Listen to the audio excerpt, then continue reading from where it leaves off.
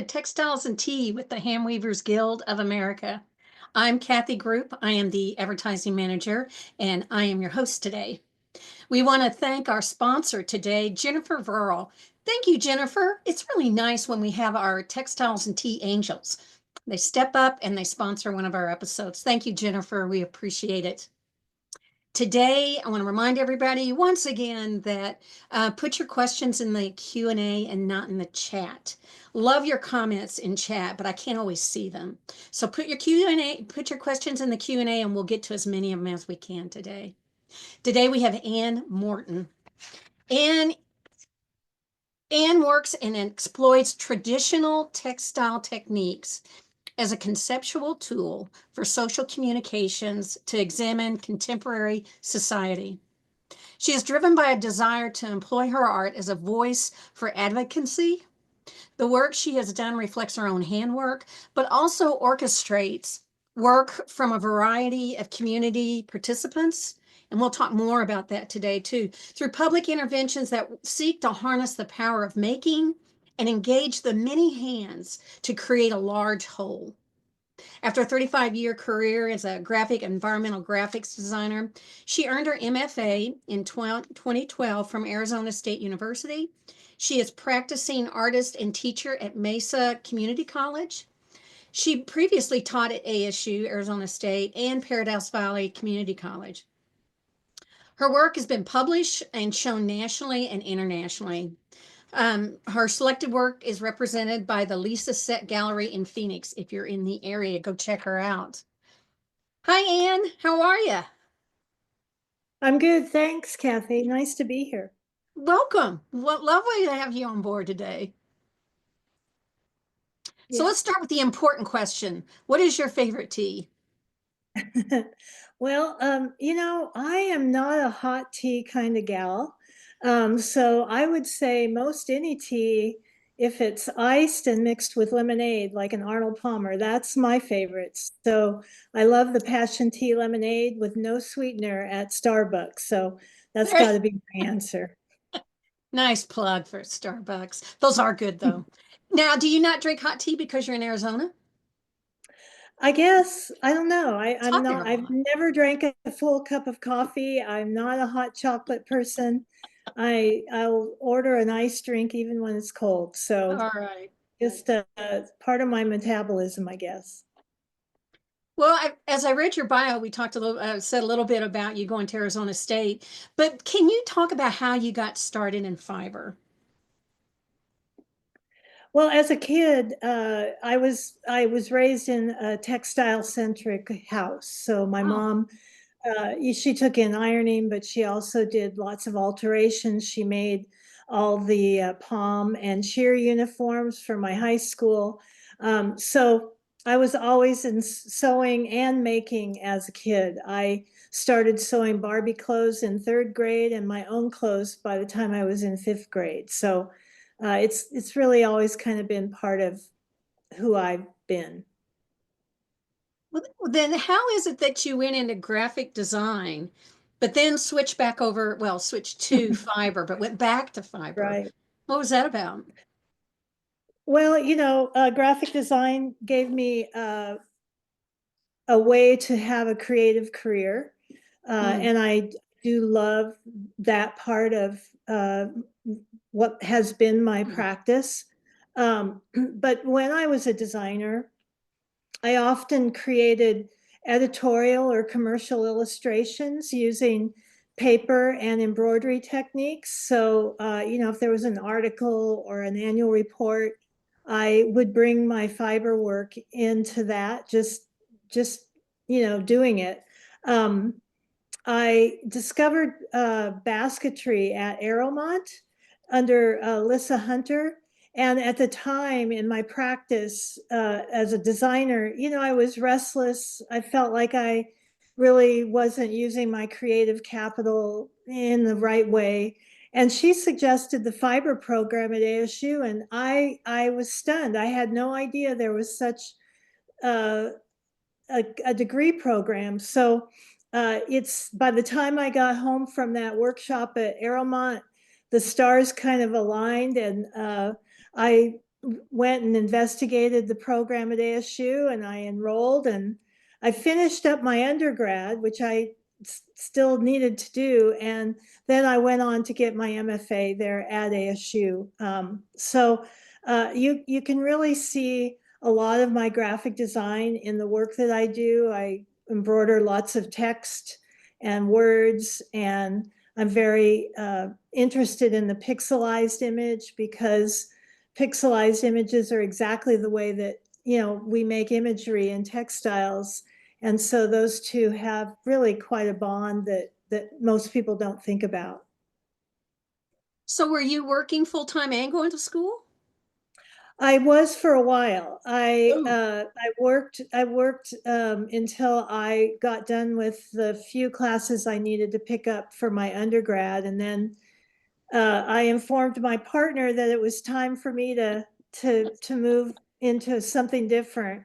And so then once I went into my grad program, I still had a few freelance projects I was finishing up from the graphic design, but mostly I then started focusing on my art and my fine art and developing that. so were you doing embroidery while you were doing the graphic arts? So it sounds like you were doing some fiber while you were doing I was, graphic arts but too. I didn't ever see it as a, I don't know. I never saw it as a art form, and I never had Huh. any inkling that there would be a degree in such a thing at that point in time. So it all kind of came together. Well, yay, Airmont. Thank Yeah, goodness. yeah, right. And Lissa Hunter too. I actually told her that if I ever did finish my graduate work, I would put one of the pieces I made during the workshop up on the wall. And I did. I did. I took a picture of it and I sent it to her when I was done. So that was full Thank you, Lisa. circle. There you go. Well, this first work we're going to talk about is called 31 over 110. Now, it's a great combination of opposites. And it's got the very linear, it's got the circular part at the top, but also has the soft fiber and that hard ceramic. Now, was opposites an important part of this piece? I think what I would say, Kathy, is it's more about serendipity. So that round piece that you mentioned is actually a piece of rusted metal that was found in the desert. Oh, Um, okay. and so um, I really like one thing I do in my practice is I collect things that look interesting wherever. If we do a lot of car camping, and so I'll find things, and then I put those seemingly disparate objects together to make a cohesive concept. So this particular piece was done for a show called Saguaro Land, and it was all about, we were supposed to map how we navigated the desert environment. And this particular piece was done after Phoenix had 31 consecutive days over 110. Oh, And so the weaving is an actual kind of abstract thermometer, which I saw as a map of sorts. You can see at the bottom that there are, those are actual spikes from a cactus in my yard. And they're so beautiful. I actually wove the whole piece with one of those spikes. And then the red that you see in the thermometer is dyed linen with cochineal, which cochineal is very indigenous to my area and kind of the history of Mexico and areas just south of where I'm at. So all those things together, the rusted metal from the desert, the thermometer, the cochineal, and all those things came together to make an idea. well, that's a wonderful piece. A wonderful piece. Um, Thank you. Now, the next two works we're going to look at are similar in name, but they're very different visually. One is Unplanned Obsolescence 1, and the other one is Unplanned Obsolescence 2. So, could you just tell us about these works and the similarity in names? Sure.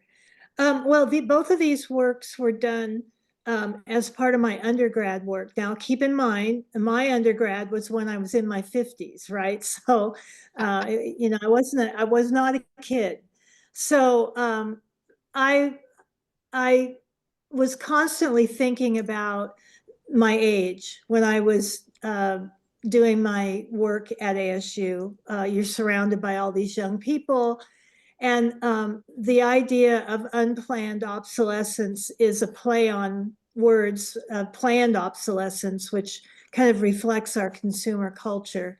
Mhm. So in the first piece, the triptych here, I'm using this very traditional motif. It's a painted warp, and I'm Xing it out or crossing it out in different ways. And so, and the red that you see in those weavings is actually shopping bags, plastic shopping bags. So that piece is really just a thought about, canceling out the tradition or me, basically, at that time. And then the unplanned obsolescence too was really just an extension of that. That's a double weave. So that yellow part is a silk layer that you can kind of see that underlying graphic, again, a painted warp laying underneath. And the rose image I was using a lot at that particular time, which really symbolized my own growth as an artist.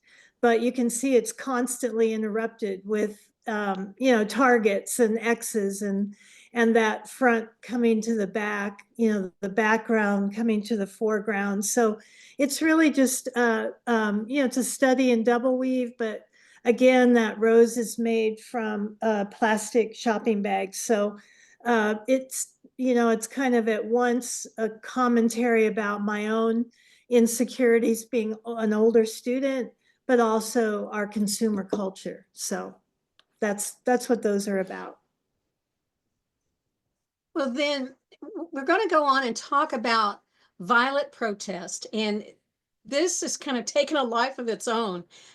This is a piece that you did. And well, actually, I'm going to just let you explain it. I'll mess it up if I even try. So explain to us violet protest, how it came about, what it is, if you don't mind. Yeah. Well, it's a big story, so I'll try and distill it into a few words.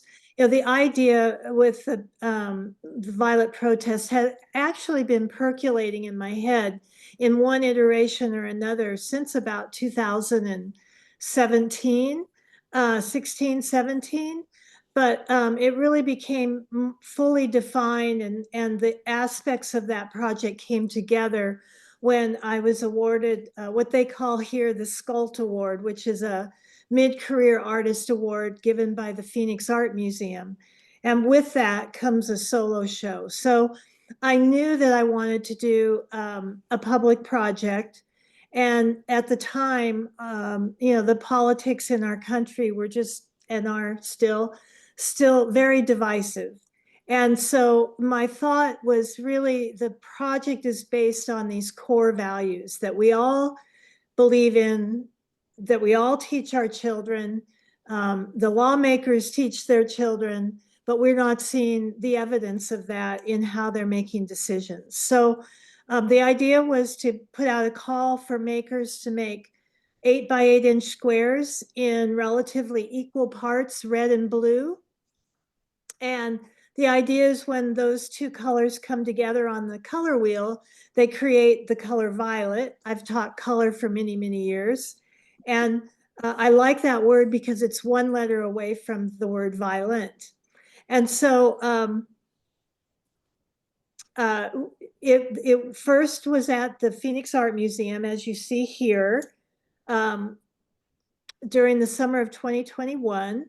And during the exhibition, which ran for about 5 months, that those stacks that you see there, they spell the letters US, which obviously mean United States, but also us as citizens. And those stacks grew so that by the end of the exhibition, over 2,000 makers had participated, and we had collected about 13,500 squares. Those squares then, in turn, once this exhibition was over, were packed up, 25 squares to a box, and those boxes were sent to each and every member of the 117th Congress in Washington, both the House and the Senate. So that in a nutshell is the violet protest. Did you get more pieces than you thought you would? Actually, our goal was to collect twice as many, but I'm not disappointed because if we'd had twice as many, I think we'd been overwhelmed. 13,500 was quite a bit to manage. I think later in today's program, you have some pictures of us packing them up. So you'll see they were quite a lot to manage. In this picture here, this is at opening. And what you're seeing is about 2,500 squares on the wall. Makers were promised if they got their square in by a certain date, they were promised at least one square on the wall. And then the balance of the squares are in these stacks. And at this point in time, there was probably about 8,000 squares in the stacks. And so we added probably to those stacks about 3,500 squares over the course of the show. Well, this work became the topic of a variety of articles and interviews and that kind of thing. And disclaimer here, it was also an article that we did in Shovel, Spindle, and Die Pot, our One magazine. of the first. Yes, good for us. And now it's part of a PBS program, right? There's a documentary on PBS. It's available to PBS stations, and it's been aired probably about 60 times across the country now. So it's Wow. still available. So you guys out there, call your PBS station and tell them to air the Violet Protest. It's available through net. Did you have any idea it was going to take off like it has? Well, it really the project had a life of its own, and it was really so personally inspiring to see how many people of both political parties feel that the project resonated for them. It just confirmed, what I felt in my gut. Um, and the thing to remember about this project is that it was launched in January of 2020. How innocent we were in January of 2020 because we didn't know what we were in for. We had COVID, we had the summer of George Floyd and others, the racial unrest that happened in our country. We lost Ruth Bader Ginsburg and John Lewis, and we had a historic presidential election. And then, of course, we had January 6th. All those things happened during the course of people making their squares. And you can imagine how much that resonated with people. It really deepened the project, the effect of the project, and it really created such a community that I could never have envisioned when I started. Well, one thing I was curious about is that when you do a project like this, and it's a tough topic, I think people feel strongly about it in a variety of ways. But do you believe that because the material used is a fiber, do you think it changes how people view the work and the theme? Do you think the impact is different? Well, um, what I would say is this, the reason that I use fibers or textiles in my work as an artist is precisely because of the connotations of women's work and home crafts. I like to turn those notions kind of upside down and use them for, hard-hitting social commentary. Um, typically this materiality would not be seen in an art museum like the Phoenix Art Museum. But because of the context of the project, because of, that it represented all these people and these citizens kind of resisting this idea of political divisiveness, it became relevant to be shown in a museum setting. And I think that for most everyone, textiles has some kind of resonance, whether it's the memory of a favorite blanket, your grandma knitting, a favorite sweater you had. Textiles are in our life. We wear them, we lay on them, we walk on them. They are so, integral to our existence that I think these are all signals of our caring for our country. The use of textiles was a way to show that this is the way we care for our country, and that symbolized our hope for our lawmakers to hear what we had to say. Well, we're going to go on to another work. It's called The Caution Field. And can you talk about this? Is another large installation that you did. Can you talk some about this piece and kind of Yeah, describe it because it's kind of hard to see what it is with this, but I yeah, wanted it's to get kind the of, whole picture of it. yeah. Um, Well, this piece was done as part of my master's thesis. A large part of what I did is over a 3-year period, I collected lost and abandoned objects from the road, mostly from the road, but could be out in the environment, or people would bring things that they found, but all textile based, like clothing and toys and, gosh, pillows, all kinds of things that I would find. And so, also during that work, I started to kind of think about the people that were behind all these lost objects. And it led me to think about people experiencing homelessness. So Mm. this particular project was the result of having worked with um, people on the street for probably about a year and a half, and developing a relationship with them. We had crochet lessons, sewing lessons. So I had been working with them, and so this whole piece together is probably, I forget how many squares it is, but it's 16 square feet, and they're I think 10 by 10 inch or 12 by 12 inch crocheted squares. So you can do the math, 16 by 16.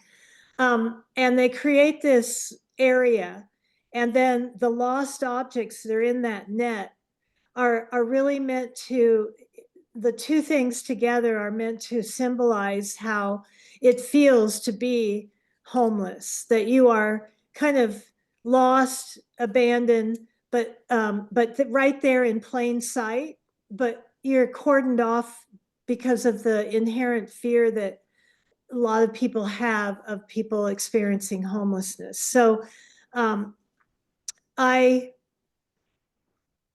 I just came to know these people and decided to do this project. And you see those little tags, it's hard to see them, but the little red and white tags that you see popping up off the caution field, those are all names of the people who made all those squares that are making up that field. Well, I was struck by that, and I loved it that you used the term engaged. You engaged the homeless individuals to help with this, and here we got a great picture of these guys working away. And how did you get them to do it? I mean, were they suspicious? I mean, there's the whole guy, I don't do crochet, you know. What was the reaction? Well, Well, these two, especially Marvin, there on the left, um, he was one of the best crocheters. And like I had said, we had these programs that I was going down every week and doing crochet lessons, or, by the time we finished, they weren't lessons anymore. They were just making things, like we would make little flowers and so forth. And then I came up, concocted this project, and um, I paid them to make these squares. I didn't just ask them to do it. I paid them for every square. And then once all the squares were made, and there were probably about 10 or 12 different individuals that worked on this. This is Ed and Marvin here. But then I thought I was going to put all those squares together, right? Well, no, Ed said, I'll put them together. And so I paid him to assemble them in strips. And then he put all those strips together to create the field that you saw in the first photograph. Sadly, I have to tell you that Marvin, um, I was going to meet him one morning and he didn't come. And Marvin and Ed, with some other people, would camp together at night. And Marvin fell gravely ill and actually died during the course of this project. And he passed away on the very day that Ed finished the entire piece. I had him actually come on campus at ASU to finish the piece because it was so heavy. You can imagine how heavy it was. So I had to kind of cart it up and down the stairs to my studio. And so he had to get himself over to the campus, and we figured out a spot for him to work, and he would work for about 4 hours twice a week on campus to put the piece together. But it just goes to show you that, you know, these are real people and real things happen with these people. And it was quite an experience, really. Now, is this caution tape that you're using? It is caution tape, yes. Somebody's already asked that. Yes. Thank you, Anne Marie. Yes, you can see the rolls there that Marvin Yeah. has by him. And it, you know, it kind of scrunches down, but it makes a very fluffy. I actually I did another piece that involved this that I crocheted, a different idea, but I actually gave that piece to Ed to sleep on. Well, I'm always curious about when I was looking at these projects that you do, and there are more, that you like the violent protest and the caution field, that you you engage people to make things, and then you know, put them together and make them into the final piece. And that takes a lot of work and organization and time. And so this is some of the images you were talking about earlier. I think, yeah, this is the violet protest, the organizing of it. It's just overwhelming how much work you had to go into making this. And although it'd be harder to make all of them by yourself, in some ways it'd be easier to, because you don't have the whole organization thing. So why is it so important to bring in people to be part of your artwork? Well, you know, as I think it was in the statement that you read at the very beginning, when I made the big decision to, you know, leave my practice of graphic design and go back to school, I don't know exactly why, but in my heart of hearts, it was, I knew I was going to use my artwork as a tool for advocacy.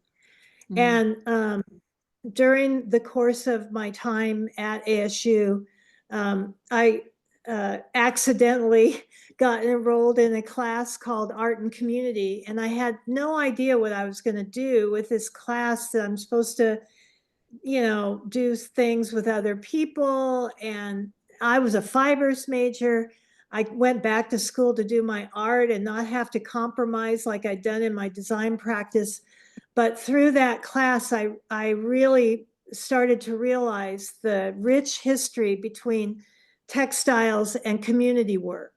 So, because you think about quilting bees and knitting circles, and you know, your group, there's just a vast network of people working in textiles. So the idea of accretion is an idea that gets assigned to the fiber aesthetic, in that, you know, one stitch after the other, one throw on the loom after the other, one knitted row. Eventually, it becomes a finished work. And it's all those small pieces that become the finished piece. And so that is the exact idea that I'm using when I'm using many people to do their part to put together to make a larger whole. So it just it makes people feel like they're able to be something bigger than themselves, and it makes me feel like I'm able to do something bigger than myself. I would never be able to make all this. And it's just wonderful to see people contributing their own aesthetic, their own techniques for a purpose. And it's just something that um, ground cover, which you showed earlier, was the first project that it happened. And I've just been doing something of that model ever since, in addition to my own work. But this is a big part of my practice. Well, obviously took a lot of man hours just to make everything. It took man hours to organize it, and it also looks like you needed people to help, not just Oh, make yes. them, but to put it all together, right? Yes. Yeah, that happens. These pictures, just quickly, that for the violet protest, we organized after it came down. We were donated this giant big room. It was really ugly, but it was so great because it was as big as a football field. We had a table for every state. You can kind of see that Yeah. here in alphabetical order. So we sorted all the squares by state. And then we had the boxes for each lawmaker. You can see they're under the tables or next to John here working. And that's where, so first we had people put at least a few squares from that state in those lawmakers' boxes. So they had squares from their own state. And then the idea was then to go around the room and get as many different states represented as possible.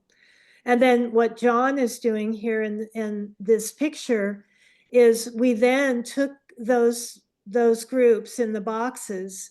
We listed the name and city and state from every person that made the squares in that box.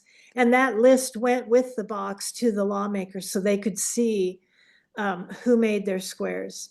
And then they were all packaged up, and that's me at the back of a big U-Haul taking all the boxes to the post office. Wow. It's a lot It of was work. it was, but it's great when people come together to make it happen. It's really heartwarming. And it continues. It's, you've done articles and now the PBS, and it just seems to keep going. It doesn't like it's been in an exhibit and that's it. It keeps going. I love that. I like that. That's great. Well, especially the violet protests, we need it to keep going, don't we, these Yeah, days? yeah. Yes. So I want to talk about this next work, which is a much more personal level for you. This is When I'm 64 is the name of it. When I'm 64. Is that from the Beatles song? Well, yes, I stole it.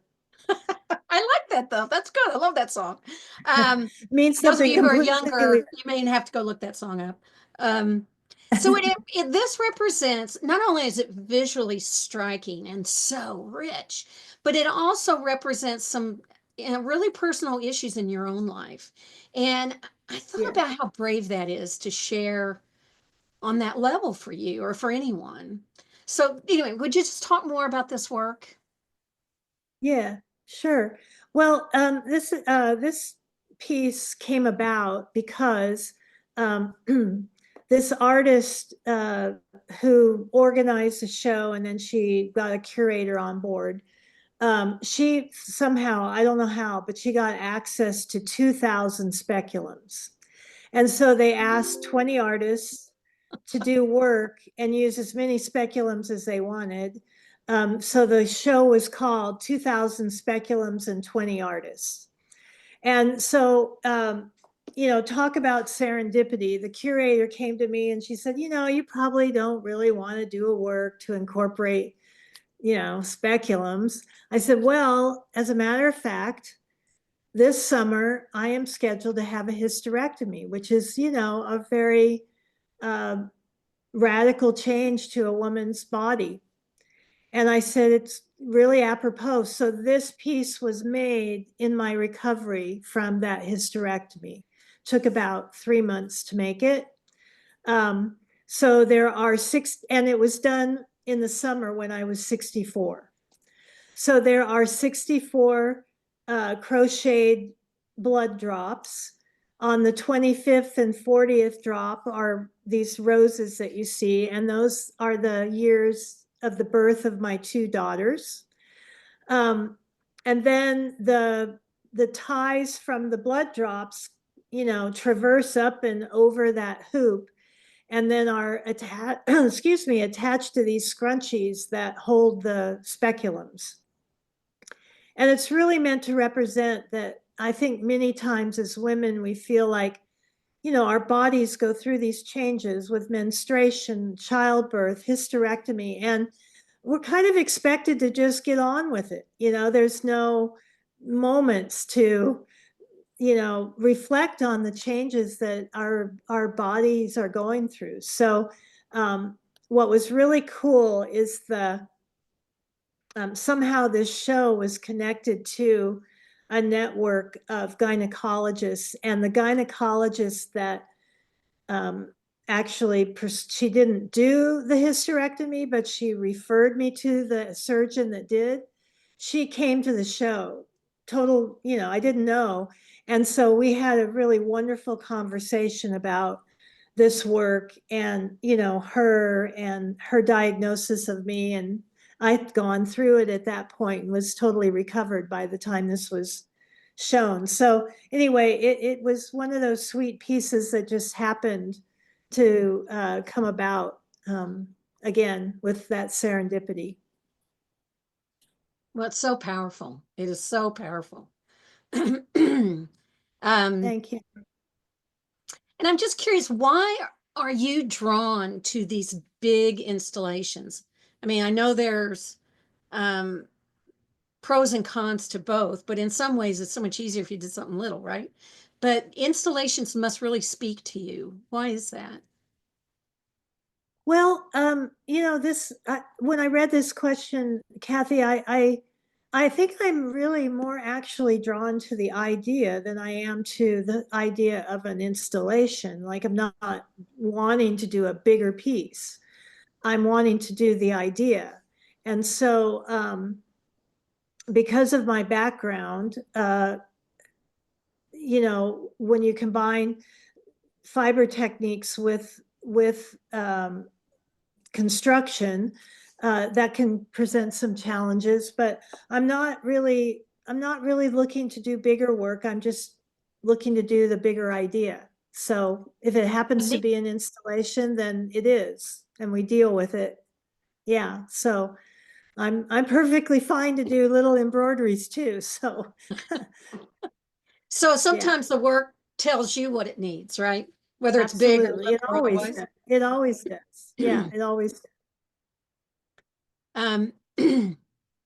The other thing I'm curious about, and you spoke on it a few minutes ago, but I guess I'd like for you to talk a little bit more about, if you think about artworks on a continuum. On one end, there's, people, the artist is focused on appearance and color and texture and that sort of thing in a fiber world.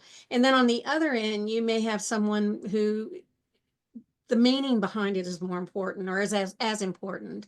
And I'm just curious, how did you go from, or maybe you didn't, how did you get to this so that your artwork is so theme oriented and on, and a powerful theme? How did that become so important to you? I mean, was it like you grew up in a political family, or personal experiences along the way? I mean, this just isn't a minor thing for you. This is very big for you, I can tell. Yeah, yeah, definitely. Well, I respect all forms of making and Mhm. expression. For me, it's very important that my art is, as I said earlier, a tool for um, advocacy, or to make commentary on our social condition. And so a lot of that kind of thinking comes into play with going through a master's program. I mean, a Mm. lot of people say, a lot of artists get ruined when they get a master's degree because sometimes you think too much about it. But for me, it is important that the work it carries a concept, or in the case of the group participation, I see my art in that situation as creating the platform. It's called socially engaged art, and you really the art is in the organization. The art is in um, creating the platform within which people can participate. So yes, the art of it is very important to me. I have a lot of respect for, um, weavers that are just 100% into weaving. Or knitters, or, quilters. I can do all those things a little bit. I'm no expert. The experts are all you folks, and so I'm just in respect of those techniques and their history and how ingrained they are in our society, to bring those to the forefront. To we say, well, what are you making? Are you making a blanket or a scarf? What is it going to be used for? What's its purpose? Well, in this case, its purpose is just to say something, to Mhm. make a statement, to show resistance, to show protest, whatever it is, or to be kind to another group of people. However, that idea comes about, I'm using textiles and the work of so many people to express their own ideas about that thing, that purpose. So I hope that makes sense. No, it's wonderful. And I just love it that you bring people along, because violet protests, I would have never thought of doing that on my own. But how exciting to be part of that. And you made that happen. So you really bring people with you while you do this. I can't do it without everyone. I mean, it just wouldn't happen. So it's definitely a shared effort. Well, I want to talk a little bit about how you design. So, do you draw everything out ahead of time? Do you use a computer? Since you're a graphic designer, I'm assuming you might. Um, and Mhm. and then the second question with that is designing. How do you have to adjust if you do decide to do a large piece, or if you do decide to do a smaller piece? Uh, well,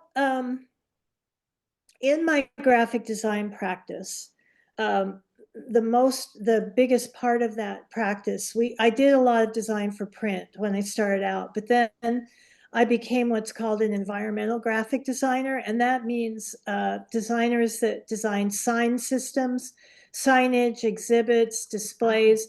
So you're actually designing graphics for the built environment, is a way to think about it. And so um,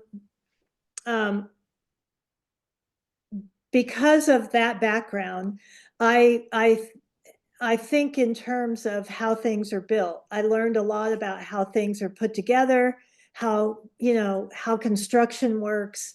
And so with those tools, it really helps me think through how big the project can be and what parameters will have to happen if it's going to be in a particular public space. And if I don't know about how to do it, I have a whole, variety of fabricators that I've developed relationships over the years, and we can get together and brainstorm about it. So, um, but you're right in saying that I use the computer a lot. Anyone out there that has participated in my projects knows that I kind of brand my projects. They always have a logo, they have print materials that go along with, there's a website, and all of those things I do, and I take those from my graphic design career. So I really honor the career I had as a graphic designer, but I love doing this more particular individual work now. than there's a big game that goes along with being a designer, so all of those things aren't really in play now. I can really be freer to do what I want to do as an artist, but I incorporate a lot of design into it. So if I embroider something really detailed like words, I might print that out on fabric first and embroider right over it. So I get a very crisp image to go by. And so, or gosh, if I'm doing some kind of layout, like I did a big giant cross stitch using 1-inch wire, but doing like a giant cross stitch, I did that all on Adobe Illustrator first, and I just enlarge it when I do the work. So yeah. So what's next for you? What's your next project coming up, Well, or book you're going to write, funny or you should ask that, Kathy. I do have a project underway right now. It's called Toward 2050. And it's a public participation project. This is a rendering of it. Was done by one of the people at the Desert Botanical Garden, which is where this will be installed. Um, so the project really focuses on climate change and our goal to be at net zero by the year 2050. So as visitors walk through this labyrinth, they will cross thresholds from the year 2025, when the piece is installed, all the way to the center to year 2050. So, and then the pathways are defined by these prayer flags, like prayer flags that people are making. So they're double-sided, and they're 10 by 10, and people are just picturing things that they love about their environment, about the air we breathe, or the oceans, or the animals, or flora and flowers and trees. And I mean, I have lots of things right behind me, thousands of squares or flags. So this will be installed in February. We're still open for flags. We're pretty signed up, but our sign up is still open. So if you want to sign up, you can go on the Toward 2050 az.com. It's Toward 2050 az, like in Arizona.com. And you can sign up there to make flags. The deadline's pretty quick. It's the end of this month. wow. Because we've been working on this now for about a year and a half, a year and 3 months. So but it will be on display from February to June outside. And then once it comes down, those flags will be remade into blankets, which will be then donated to communities who suffer the next climate catastrophe that we learn about. And then for every flag that's made, the makers get postcards that are part of the project, but they can write their own message on them and send them to their lawmakers to advocate for climate policy in every aspect of legislation. So that's kind of that project in a nutshell. Wow. All right. People are going to be storming now to make a flag. That's amazing. It's still open. I can't wait to see it.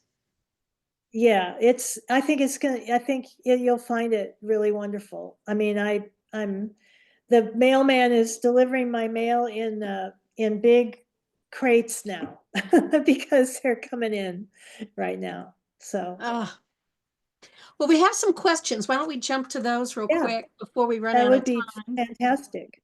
Um,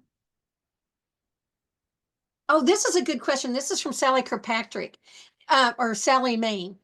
In Violent Protest, the colors look fairly consistent. And I wondered about that also. And then you talked about you send out material and you don't just say, hey, make me something, right? So do you supply material, or do you say like Pantone color number, blah, blah, blah? How did you get the consistency? Um, yeah, well, for that project, I did have a color palette based on the red and blue of the American flag. So I I had little, color swatches on the info sheet that people got to make their squares. But the techniques and the materials all come from the makers, which is another aspect of generosity that I experience from everyone out there. They make their own piece and they send it in to me, which is all on the makers. And I really can't express how grateful I am for that generosity. So in the Violet Protest, you can see here, we've got quilts, we've got crochet, knitting, applique, and any combination of, we had some felted pieces, anything you can think of, we got it for this project. So you can see Uh, one of these pot holders in that grid. We actually had um, the one second row from the bottom, second row in from the, or second one in from the right. okay. We had a cooperation with Friendly Loom, and they have another name for their company. But anyway, they put together Violet Protest kits. So you got the loom and the, like the loops, and they just offered a discount and free shipping if you were in the continental United States. So that was a fun little collaboration that happened with that. That was that Harrisville? Yes. Yeah, Okay. I think Yay, so. Harrisville looms. It's on the website, and it is Harrisville, I think. Yes. Yes. Way to go, Chick Colony. Yay, Chick. That's wonderful. Yeah. Yes. Um, that was a great question because when you were doing that, I wondered the same thing. It was like, how did you do that? That's amazing. Um, Karen LeBlanc says, I love your community connection. Since you've paid people to participate for your projects, have you applied for funding for them? And if so, which ones or how did you find funding? Well, for the ones that I paid people were strictly for people experiencing homelessness. So Mm. um, that payment came. I got what's called a completion grant at school. It's a grant that you apply for to complete your master's thesis. Uh-oh. And so that payment came out of that. As far as the Violet Protest, once again, there was an open um, donation page to pay for all because the mailing alone was almost $10,000 just to mail all these boxes back to Congress. So I got an initial grant from the museum, but that was used up very quickly. So over the course of the project, people could donate, and we made our goal for the mailing and paid for the project. Everything in the project was paid for by either the grant from the museum or other people's donations, which was quite a bit. But then when we decided to embark on the documentary, we asked again, and that documentary was funded probably, I would say 70% of the funding was from the makers and their families themselves. They stepped up again to send in donations to make the film happen. So again, just it was really a groundswell of support by lots of different people to make that happen. So I did apply for lots and lots of grants, did lots of grant writing, but the percentage of getting them and so it really ended up being a combination of some grants. Mm-hmm. There was a community foundation here and a couple other foundations, and people having foundations, but I would say 65 to 70% was small donations from people involved with the project itself. It's a good example of when people say, what difference do I make? Every little bit, it adds Yeah, up, right? yeah, it does. It really Um, does. I was curious about this too. This is a question from Janice. How did the lawmakers respond when they received the boxes of squares? Did you get feedback at all about reactions or? We got some, probably not as much as all of us would hope, but I always say that, we're not looking for a pat on the back. We're looking for a change in behavior. So we did, our Congressman Greg Stanton here in Arizona was a huge supporter. He came to the exhibition and he also appears in the documentary. Abigail Spanberger from Virginia. In the packets, I did a call for makers to write their own letter to their lawmaker. And so it happened that two different makers wrote letters to Abigail Spanberger from Virginia. And she wrote these lovely handwritten postcards to those two makers, saying all the things that you would want to hear from your lawmaker. There was another lawmaker who, one of the makers had a connection with their chief of staff, so they made a wall hanging from the squares. But that's it.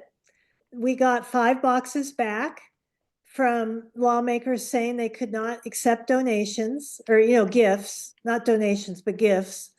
But out of 540 boxes, getting 5 back is not so bad.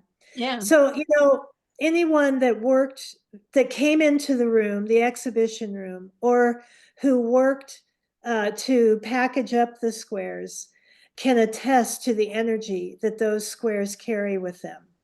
Because we all know the meditative quality of textiles, and you're imbuing your energy as you're stitching and spending hours on your work, and all of that energy goes into the squares. And we really feel that whether it's staff members or the lawmakers themselves, because all of those squares hit Washington at the same time, so we know that had to have made an impact, whether we hear about it or not. And with the documentary, we hope that message just keeps on getting out there. Part of the documentary that we've had a little lesson plan made around the Oh, film, and that curriculum is now on the PBS Learning Media website, and that is accessible to over 1 million educators, children, and parents, to look at the film, answer questions and do activities surrounding the film. So we hope that over the next few years, that message just keeps getting out there. oh, that's great. I'm gonna have to go look that up. Well, I hate to say it, but we got to stop.